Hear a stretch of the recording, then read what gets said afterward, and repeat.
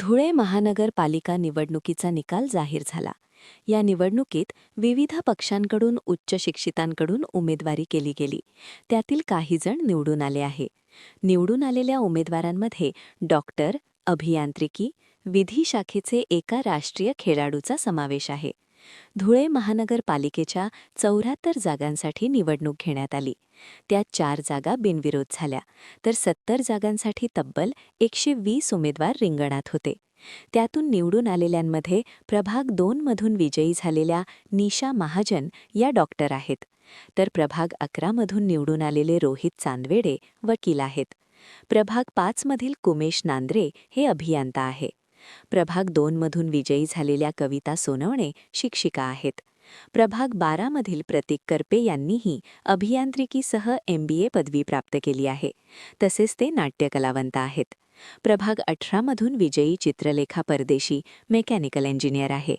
याशिवाय सहित माळी, वैभवी दुसाणे, जयश्री अहिरराव, देवेंद्र सोनार यांच्यासह इतर उमेदवार हे उच्च शिक्षित आहेत. तर पराभूत उमेदवारांमध्येही काही उच्च शिक्षित आहे. त्यात शीतल नवले यांनी अभियांत्रिकीचे शिक्षण घेतलेले आहे, तर काही 12वी पर्यंतच शिकलेले होते. आरक्षण सोडत झाल्यानंतरच महापौर पदाचा दावेदार ठरणार. यंदा प्रथमच महापौर पदाचे आरक्षण न काढता निवडणूक घेण्यात आली. महापौर पदाचे आरक्षण अद्याप कळण्यात आलेले नसल्याने निवडणुकीचा निकाल लागूनही अद्याप महापौर पदाच्या दावेदारांची नावे पुढे आलेली नाही. त्यामुळे आता महापौर पदाचे आरक्षण कोणत्या प्रवर्गासाठी निघते त्यानंतरच महापौर पदाचे दावेदार ठरणार आहे. त्यामुळे महापौर पदासाठी इच्छुक असणाऱ्यांना महापौर आरक्षणाच्या सोडतीची प्रतीक्षा करावी लागणार आहे.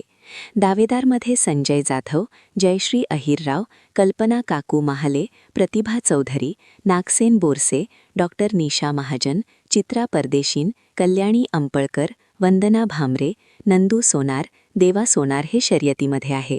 आत्ता फक्त आरक्षणाची प्रतीक्षा आहे. महापालिकेत विजयी झाल्यानंतर संबंधित राजकीय पक्षांना आपल्या गटाची नोंदणी विभागीय आयुक्तांकडे करावी लागते.